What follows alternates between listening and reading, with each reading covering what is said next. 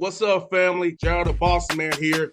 You're tuned into the Bossman Show on AM 1010, AM 1430, 1055 The King.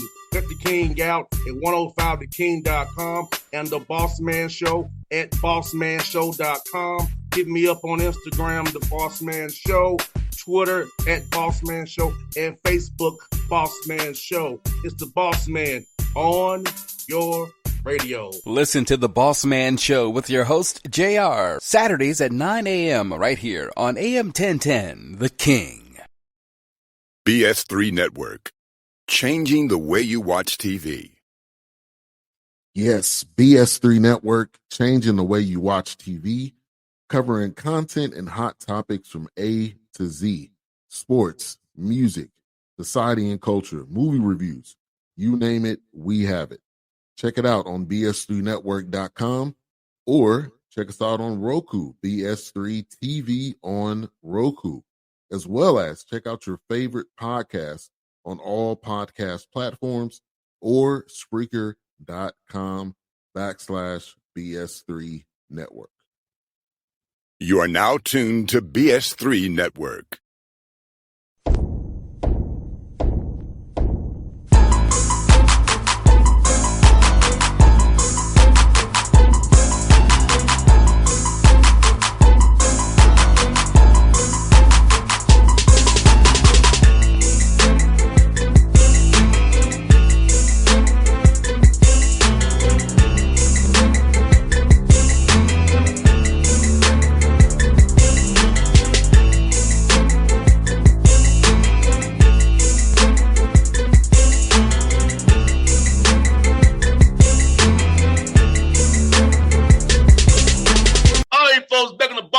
Show, friend of the show, brother, Coach Cuonzo, Martin on the Bossman Show. Coach, good to see you, my brother. How you doing up there in Missouri this afternoon? Great, boss. Always good to see you, man. How you doing? Man, enjoying life, man. Getting ready for this Braves game here later today, and then going to Cincinnati, Ohio for tennis, brother. So got the whole grind coming right now. Braves game, then Cincinnati. What's going on in Cincinnati? Tennis tournament. All the big ones, Serena, Venus, Alcaraz, Center, Tiafoe, all the tennis players that you see doing Wimbledon and all that will be there. That's big time. And what's your role in all this? Courtside reporting, brother. Boss, you doing it all, boss. Yes, getting interviews. That's a blessing, man. Doing what I do here, just live and in color right there. That's a blessing. Congratulations, man. Yes, indeed. And I saw the schedule coming out. I got a circle for you when you go to Kennesaw and Middle and WKU. I'm one of them dates I'm going to see you. Next time I'll see you one of them dates for sure. I will see you. Hey, man, we're looking forward to it, man. Conference is a great league, man. A lot of really good coaching, a lot of length, talent, athleticism, and skill. I love it. Hey, Coach, how did it just change for you to have for guys who target going from the Valley who plays a different way than CUSA? So how has it been for you and your staff? Kind of how the guys who target based on how different the leagues kind of play, per se? Well, the one thing I try to equate it to people that really don't see it a lot to give them a better comprehension and understanding of it. The Missouri Valley was a lot like, Big Ten basketball, physical basketball, kind of grind job, not necessarily half court methodical, but more of a flow, feel, set plays, actions. And I thought Conference USA similar to, ACC, Big 12, SEC, where they kind of up and down and flowing, length, skill, athleticism, physicality. I thought that was the biggest difference in our first year in Conference USA with the length and the skill of not just guards, but big guys as well. No doubt, man. And a lot of great coaches in the Conference USA as well. A lot of different styles of play. So when you make this schedule that you release here soon, was it about maybe trying to get a little looks of what you'll see during conference play this upcoming year? Yes, we always try to find quality teams. You always want to. There are Division II and III teams that we normally play just to kind of get a feel, but also those relationships. It's hard for those teams to get games. So just to build those relationships. And in some of those games, in hopes of winning those games, and that's the goal, is to get a lot of guys to be able to play in those games to get revved up for your conference. But even the preseason games, we got Iowa State, who's a very talented physical team. We got Tulsa here. We got Oral Roberts. We have UIC, we have Drake. So, man, we have a very good schedule, man, with length, toughness, teams that go hard, different styles, different parts of the country. So, man, we look forward to it, man, because I think we have the capacity to be really good. We just got to do it on a consistent basis. No doubt, man. And Coach, during this time of year is the perfect time for guys to kind of work on their games and get better, become one. So talk about the summer and how for you, with the whole world we're in, this new world we're in, making sure guys are on the same page, becoming one. And then so when adversity hits come November, you know who this guy is next to me. And not like, I don't know this dude. That is the most important thing, man, just togetherness. And I've always been a guy with my high school teams growing up in East St. Louis, even our college coach, Coach Katie, every time we stacked up after the game or after practice, we say, together we attack. And the together is the piece. And I've always held true to that term, together. Everywhere I've gone was at the end of every practice, together we attack. So I think that, and that is at a premium in today's climate. So we always want to be together. We want to have a level of toughness. Then there's a commitment to what it means to be a part of a team. And I always say to guys, man, I said this even before NIL transfer report, I always say, what are you willing to sacrifice in order for you to be good, but more important, in order for our team to be good? And then the last piece in that, I always say, what are you willing to say no to? Because I think a lot of times, we implement stuff on the basketball floor as a team to be better, doing all these things that it takes to be a better basketball player in terms of a team and an individual player. But what happens at night, especially Thursday, Friday, Saturday night, in my history as a student athlete and as a coach, that Thursday, Friday, Saturday night, what are you willing to say no to? It might be best that you go ahead and get in bed at 8 p.m. some nights, And I think that's part of being a great basketball player as well, because you got to commit to something. You also got to say no to something. So it's just as important to me. No doubt that discipline is so important. I think for me, I had an older soul when I was playing because of me having older parents. So for me, I used to be on a regimen, been on a schedule. And I knew personally I was best at football. But on the basketball court, I didn't have the handle. I could rebound, I could run, I could play defense, had no my assignments, do the intangibles, get on the floor, loose balls, just do everything else. I didn't have the handle, but I could shoot and play hard.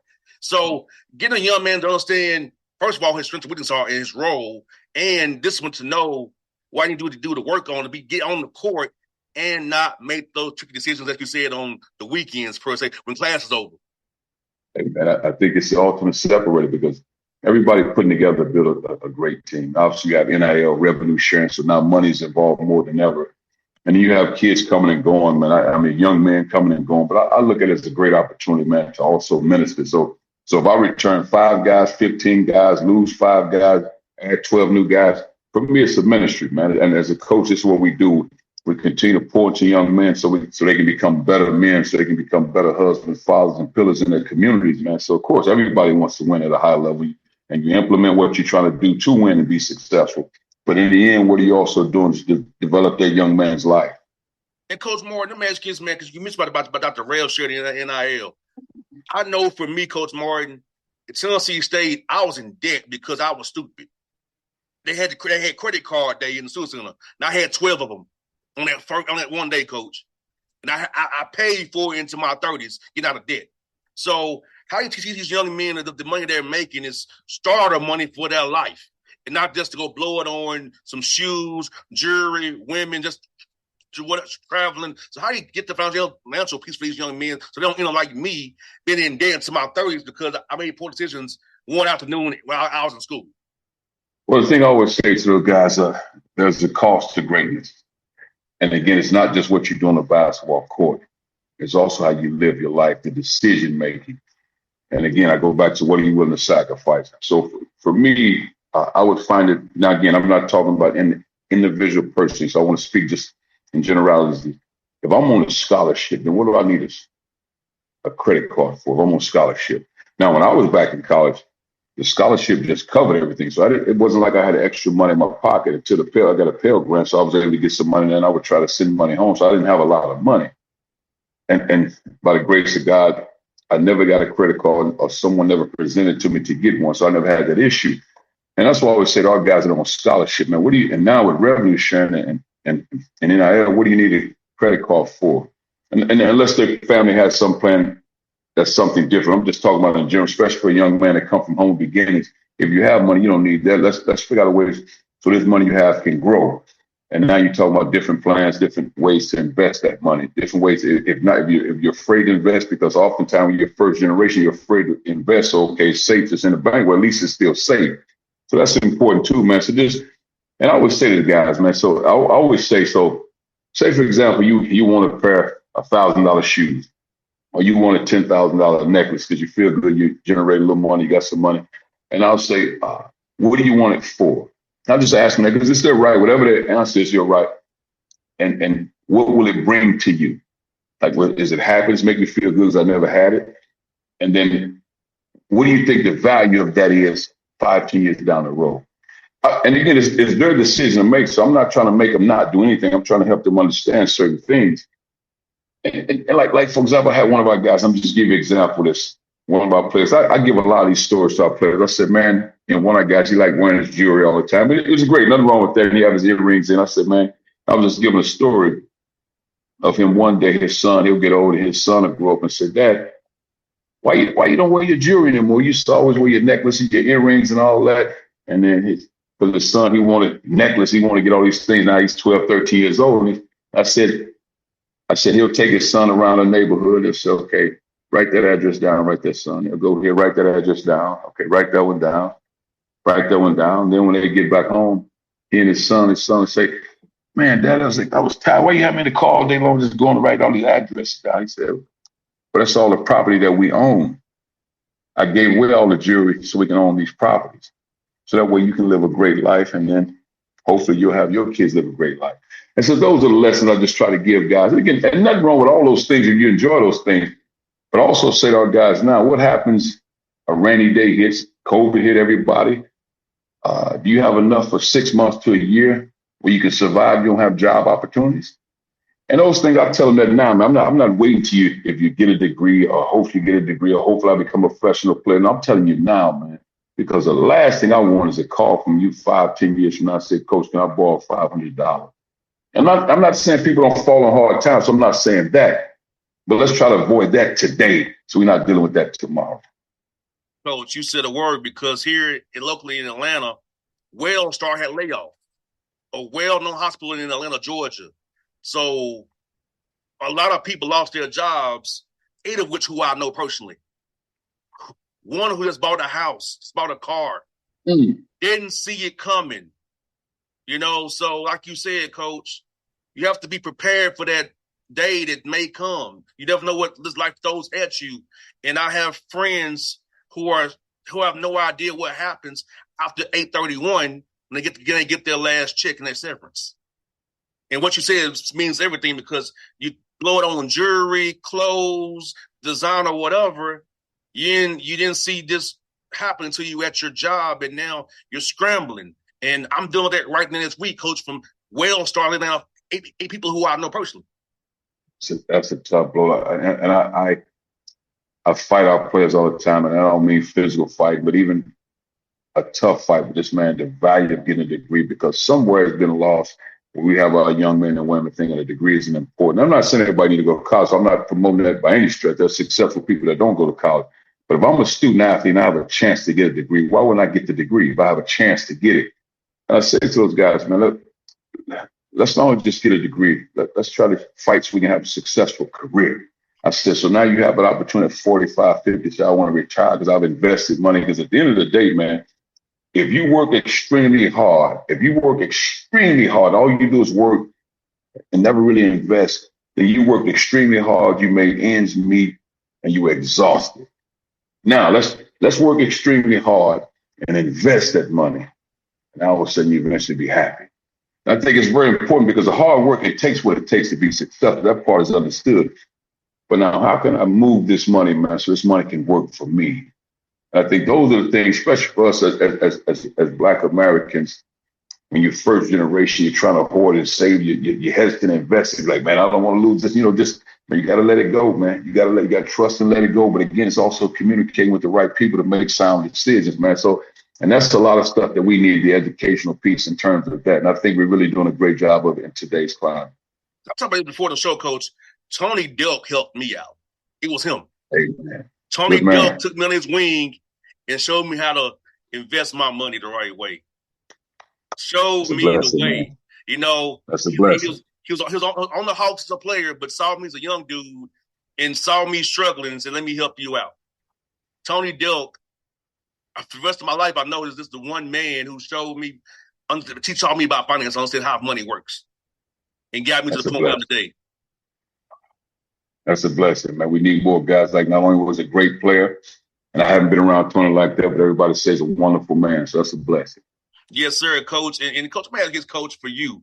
I know for me, sometimes I struggle with time management when I was in school as a young man. So how do you help these young men who are there to play basketball and go to school, but also help them learning how to maximize the time in the day, whether it be getting extra shots up, eating the right way, going to class, learning, being a player in the community? How do you teach them about the time management and how their stature at Missouri State really matters? And that community really looks to them for leadership and guidance. Well, I think one of the things I always say to guys, man, when you become a part of a team, there's an accountability to do your job. And whatever it is, and for me, that's being committed, is you're part of a team. Being respectful to all walks of life and everybody in this locker room. And then you have to be engaged. Man. You have to be engaged in other people's lives. It just can't be about you when you're a part of a team, because it's a shame on you if you're in a locker room with a guy, you don't know the other guy's last name. You just know his nickname. I mean, think about that. You didn't take time to get invested to know this guy. But also, man, you have to, in life, you have to pursue your purpose and you have to work with a purpose. And I think that is believe and trust in your abilities. You have to believe and trust, because I think what happens, man, sometimes we've been beat up for so long as an individual player. You get to this point where you can't shoot, you're not good enough, you're soft, you're weak, you hear all these things. And then what happens, that becomes a part of you because you start to believe it and you lose confidence. And man, I think the biggest thing is you got to have courage. You have to have the courage to continue to raise your expectations of you, not other people, of you. And then when you do that, you got a chance to do great things, but you got to believe, man. You have to believe whatever it is you try to pursue. You got to believe it, man. And I think the biggest thing I go back to, you have to commit to being successful. Is it exhausting? Will it take a lot out of you? Yes, but it'll be worth it if you commit to it. Coach, you took me back when I got started in this role. I was told, Coach, you can't do it alone. You can't do this. You need to do it this way and that way. And Coach, I got sick of being the intern. I got sick of being the station hand. I was going out and took it myself and did it on my own. And then these same people. Now, were you nervous? Were you discouraged? Were you afraid? Nah, Coach, because I remember I told him I'm a Black Panther. I just said I'm going to do it. Coach, when I put my mind on something, I'm going to do it. When I commit my mind to whatever it is, it gets done. And when those folks who naysayed me almost 20 years ago to now to say I couldn't do what I'm doing, and now I'm still going strong, almost 20 years in the game, and I'm a one-man show, I smile. A one-man show. Yeah. I like that. Coach, I don't have no staff. I'm the booker. I'm the accountant. I'm everything here, and I'm cool with that because I have interns, but it's hard, Coach, to delegate because I don't want you to mess up my baby. You know what I'm saying? Yeah, exactly. This is now, boss. So if you're your own man, let me ask you this question: so how do you deal with bad days? I reset it. It's over. I can't. I'm gonna give a tennis terminology. Like you moves at that next point. It's over. I can't dwell on the bad days. Because I don't feel like I have bad interviews. I have bad guests sometimes. You know what I'm saying? Who don't want to who don't want to do it? Or they do it because it's a promotional interview. You know what I'm saying? So, but when it's a bad day with sales or dealing with SIDs or PR people, it's like I'm presenting in a very professional way. It's usually don't want to do it. So I don't go on it. I find a way around it and I make it work. I like that. Yeah, I said bad guess sometimes. I feel you. You know what's funny?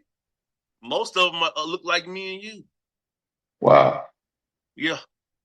The bad guess usually look like you, me and you. What? They don't give you the time, or they try to shut it off like you're just wasting their time or something? short answers, not thoughtful, or it was just a list of they just want to get through it. But then I see them on with some other college basketball, college football shows. I'm like, oh, you actually can. And they're pouring out their soul. Yeah. I said, wow. So you don't value an independent black man's platform, but you go on these other ones, and then you miss the congeniality. You miss Mr. Jovial. You got your teeth out. Yeah. The bear's in your back there. That's sad, but it's true. That's sad. You know, or it's funny. They'll see me doing live period in Lake Point or Hoop Scene or Morrow the JUCO. Hey, what's up, man? Bro, we don't do that. Coach, I'm gonna tell you a Christopher story. One of your colleagues, D1 coaches, a brother, said to me, "How do you have a wristband and a book? Why are you worried about it?" Wow. Why would he ask you something like that? Because he's a hater. Because he's like, you're not a head coach. You don't know that. Yeah. Why do you have a wristband or book? Now, boy, you didn't punch the guy, did you? I just looked at him like, you're crazy, coach. Good. Thank you, man. Wow. Up in Lake Point, this live period. One of our black college coaches, D1 head coach, wrote about why I have a wristband or book on. That's sad. That's sad. We worried about why I got a wristband in the book. Well, you should be worried about getting some players. Thank you. I say I'm doing my thing, brother. You do yours. I'm living life. Coach, I held back. Because see, Coach, on the air, I'm a very nice person. But I off the air, I can be very cutting deep with you because I was the class clown in high school. So I got jokes for days.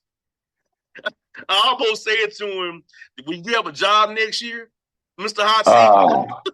But I didn't go there. Yeah, boss, I'm glad you held back, though. I'm glad you held back. I was like, we gonna see you on coaching changes. Fire. Wow, yeah, I'm glad you held back, boss. Hey, because coach, that's in me because I'm a jokester and a class clown. I held it back. That's a blessing. Crossed my mind when he was hitting me about why you got a wristband a book. It was funny, coach. It really was. Yeah, man, you can move past them type and keep going. And coach, I got one more for you, Coach Martin. It's from my interns here. They wanted to ask you. They say, Coach, ask Coach Martin, if you was not a basketball head coach, what would your career path be? That's a great question, man. If I was not a basketball head coach, what would my career path be? And of course, we always have to make a living, man. I think I would have a desire, as I've gotten older, I would have a desire to be a principal of a high school in a low-income city area, a principal of a high school, a superintendent of a school system, in one of those type areas, man, where you can help grow the city and just be entrenched in the development of the people, starting from the youth, not only but the children, but the parents. We build a community together, man. I would really enjoy that, man. I would try to create every sport that we can get. Every sport that's available, we would create that sport. Because in hosting, I would look at it as a 20-year plan. And what I mean by the 20-year plan, we would start every sport. We would start working with our youth from day one, doing speeches from the time they're 5 years old, stand up in front of everybody to gain a confidence to speak in public. And then what we'd also do, we create every sport. And then what I would solicit opportunities from the colleges and universities around to get the students that need those internals hours to become part of my coaching staff and all those sports.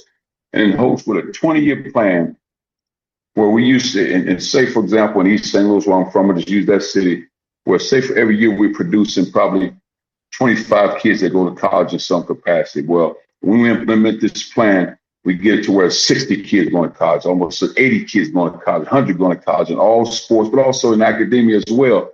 And then you create a different city, different community 20 years later. So I would just have that plan, man, because I think that's part of building a community. Because your school systems are vital, man. Those are the next future leaders, man. Those are doctors, lawyers, the future presidents of companies, president of the United States.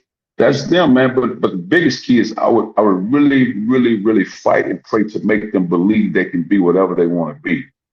That would probably be it. Well, Coach, thank you so much, Coach. I'm wrapping up this summer with these interns here. Their last day is next week with me, next Friday. So hope these 5 weeks, so they've learned a lot these last 5 weeks, and they can take them on their communications path as they go back to Georgia State and Clark Atlanta this fall. The last thing I would give them, man, as they navigate, is very important. And they have to understand this. In order to succeed, success must live inside of them. And what I mean by that, maturity to handle criticism. You got to have the maturity to be able to handle criticism. That's one. Have the discipline and integrity of what you will not do. The perseverance and determination when times get really tough. And then ultimately never give up. That's the advice I would give them. Coach, those are hell of a words you gave them, Coach. Thank you so much for your time today, my brother. I look forward to seeing you real soon. I hope to see you down the road. Like I said, I got the schedule already on my circle, so one of them dates I'll be there supporting them Bears with you, Coach. Take care, boss. Enjoy your day. Thank you, sir. See you soon, Coach. BS3 Network, changing the way you watch TV. Yes, BS3 Network, changing the way you watch TV, covering content and hot topics from A to Z. Sports, music, society and culture, movie reviews, you name it, we have it. Check it out on bs3network.com or check us out on Roku, BS3 TV on Roku, as well as check out your favorite podcast on all podcast platforms or Spreaker.com/BS3 Network. You are now tuned to BS3 Network. What's up, family? Gerald the Bossman here. You're tuned into the Bossman Show on AM 1010, AM 1430, 1055 The King. Let the King out at 105theking.com and the Bossman Show at bossmanshow.com. Hit me up on Instagram, the Bossman Show, Twitter at Bossman Show, and Facebook, Bossman Show. It's the Bossman on your radio. Listen to The Bossman Show with your host, JR, Saturdays at 9 a.m. right here on AM 1010, The King.